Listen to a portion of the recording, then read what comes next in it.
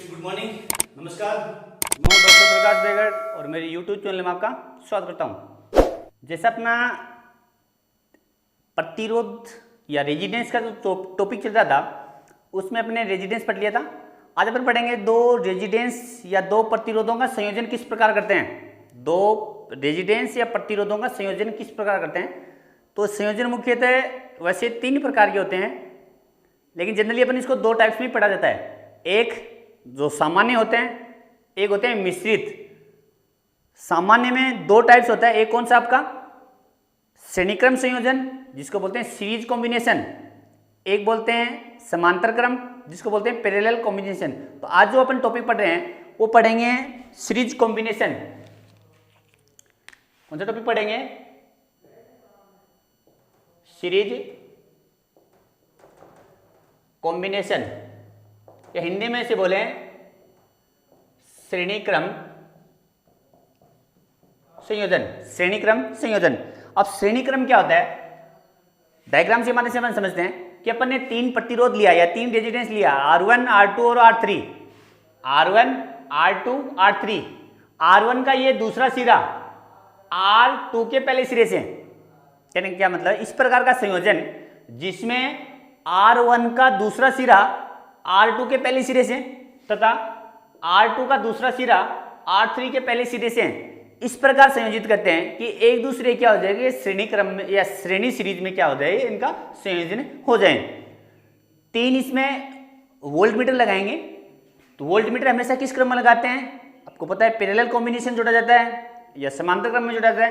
तो प्रतिरोध को वोल्ट मीटर ने अपने क्या कर दिया, समांतर क्रम में इसको जोड़ दिया। इसको वोल्ट मीटर V1 है, इसमें वोल्ट V1। ऐसे ही वोल्ट मीटर दूसरे में वोल्ट 2 उत्पन्न होगा, ऐसे ही वोल्ट मीटर 3 में वोल्ट मीटर 3 उत्पन्न होगा। एक इसमें क्या लगा दिया अपन ने, एम्पियर लगा दिया, और एम्पियर लगा के एक कुंजी एक बैटरी को संयोजित कर दिया, जिससे क्या बन गया, एक श्रेणीक्रम परिपथ बन गया। क्या बन गया? श्रेणीक्रम संयोजन का परिपथ चित्र या विद्युत चित्र बन गया। जैसे अपन कुंजी ऑन करेंगे, इसमें करंट फ्लो होगा I, विद्युत द्वारा क्या होगी, I उत्पन्न होगी। तो प्रतिरोध फर्स्ट में जो विभवांतर उत्पन्न होगा वो विभवांतर फर्स्ट वोल्ट मीटर में आ जाएगा। प्रतिरोध R2 में जो विभवांतर उत्पन्न होगा वो वोल्ट V2 में उत्पन्न हो जाएगा, और R3 में जो प्रतिरोध उत्पन्न होगा वो V3 में हो जाएगा। तो यहाँ से क्या निकल के आता है, यहाँ से निकल के ये आता है कि इसका जो कुल प्रतिरोध है विद्युत परिपथ में, विद्युत परिपथ का कुल प्रतिरोध, यहाँ से क्या निकल के आता है कि इस परिपथ में कुल विभवांतर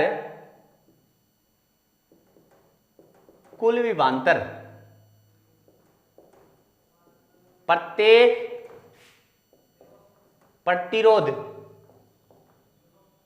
total potential difference equal indicated 1 2 3 volt meter. कुल विभवांतर प्रत्येक प्रतिरोध के सिरों पर उत्पन्न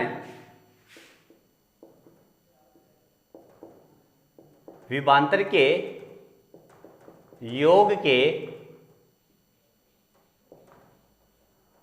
बराबर होता है। इस परिपथ चित्र में जो कुल विभवांतर उत्पन्न हुआ है प्रत्येक प्रतिरोध के सिरों पर उत्पन्न विभवांतर के योग के मान के बराबर होता है। योग के मान के बराबर होता है। कहने का मतलब कुल जो विभवांतर उत्पन्न होगा वो V बराबर V1 plus V2 plus V3। Equation number अपनी होगी फर्स्ट, इसको अपन ने क्या दे दिया, इक्वेशन नंबर फर्स्ट।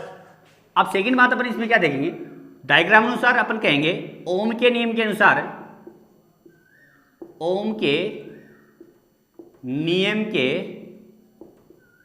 अनुसार, अकॉर्डिंग टू ओम लॉ के अनुसार अपन क्या कहेंगे, V is equal to IR। V is equal to IR, ये ओम का नियम है क्या, V समानुपाती I। तो समानुपाती चिन्ह हटाएंगे तो आर लगा लें तो V बराबर आई आर। ये अपनी इक्वेशन कुछ हो गई, समीकरण इक्वेशन हो गई 1। अब अपने पास 3 प्रतिरोध है R1 R2 और R3, तो अपन बोलेंगे प्रतिरोध R1 के लिए फॉर रेजिस्टेंस 1 ये हो जाएगा अपना V1 बराबर IR1, V1 बराबर क्या हो जाएगा अपना IR1।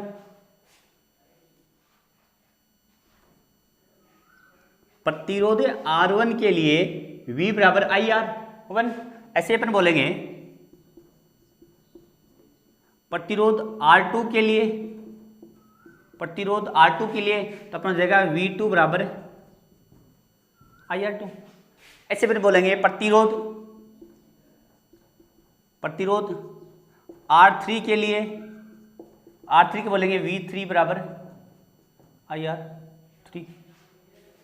प्रतिरोध R3 के लिए फॉर रेजिस्टेंस 3 या प्रतिरोध R3 के लिए अपन क्या बोलेंगे, तो ये अपनी इक्वेशन हो गई थर्ड। क्या होगी, इक्वेशन हो गई थर्ड।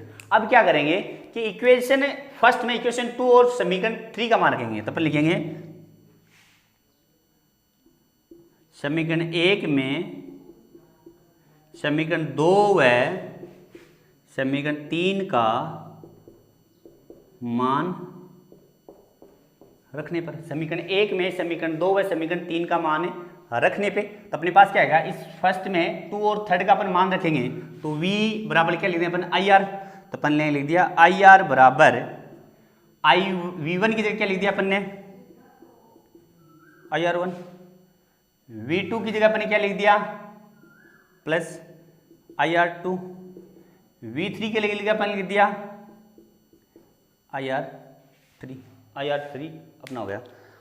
अब अपन क्या करेंगे, ये अपना ऐसा कैसा पढ़ाई है।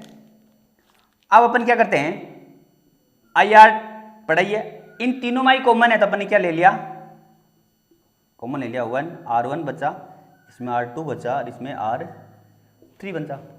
दोनों तरफ I है, इसको अपन क्या कर दिया, कैंसिल आउट कर दिया। तो R बराबर R1 R2 R3 S series है जिसको क्या लिखा आर एस, तो अपने पास इसका जो तुल्य प्रतिरोध है RS बराबर R1 R2 और R3, इसका तुल्य प्रतिरोध अपने पास क्या आया R1 बराबर R2 प्लस R3। इसको अपन क्या कहेंगे, इसका जो क्या होगा अपन कहेंगे श्रेणी क्रम संयोजन का तुल्य प्रतिरोध का मान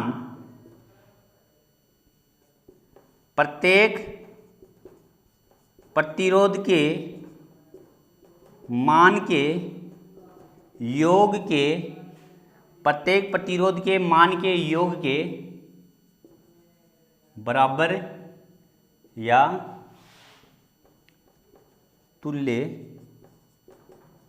होता है। श्रेणीक्रम संयोजन का तुल्य प्रतिरोध का मान प्रत्येक प्रतिरोध के योग के मान के बराबर होता है या तुल्य के मान के बराबर होता है। तो R बराबर R1 plus R2 plus R3, R1 R2 और R3। अब यहाँ से क्वेश्चन किस प्रकार पूछता है, ये तो आपका क्या था, आपका ये मैथमेटिकल फंक्शन था। अब कंपटीशन एग्जाम में किस प्रकार पूछ सकता है, कंपटीशन एग्जाम में पूछ लिया कोई 3 प्रतिरोध दे दिया, जैसे अपन को 3 प्रतिरोध दे दिया, कौन सा क्वेश्चन ऐसा ही कोई डायग्राम बना के दे दिया, अपन को कह दिया कि R1 का प्रतिरोध 10 ओम है, इसका प्रतिरोध 20 ओम है, इसका प्रतिरोध 30 ओम है। इस परिपथ चित्र का या इस विद्युत परिपथ चित्र का तुल्य प्रतिरोध क्या होगा, तुल्य प्रतिरोध क्या होगा, तो इस परिपथ का जो तुल्य प्रतिरोध होगा वो अपने पास होगा RS बराबर R1 R2 और R3। RS1 कितना है अपने पास 10, 2 कितना है 20 और 3 कितना है 30, और टोटल इसको अपन मिला देंगे तो 10 30 30 60 कितना है 60। तो इस परिपथ का जो तुल्य प्रतिरोध है वो 60 ओम में आया है। क्या है 60 ओम में आया है, क्या है 60 ओम आया है। इसका आप स्क्रीनशॉट लेना चाहते हो तो आप स्क्रीनशॉट भी ले सकते हो। और ये मुख्यतः आपको 10th और 12th वाली जो फिजिक्स वाली बुक है, 10th में चैप्टर दे रखा है विद्युत धारा, और 12th वाली जो टॉपिक है उसमें आपको ये मिलेगा। किसी प्रकार की अगर कोई और इसमें आपके कोई क्वेश्चन है तो मुझे कमेंट में जरूर करना। मेरा जो चैनल है उसको ज़्यादा से ज़्यादा आप सब्सक्राइब करना, शेयर करना और लाइक करते रहना, ताकि मैं आपके माध्यम से या आपको आपका जो अध्ययन है उसको लगातार आगे ग्रोथ करना चाहूँगा या करवाने की मेरी संपूर्ण कोशिश ये रहेगी। धन्यवाद। जय हिंद, जय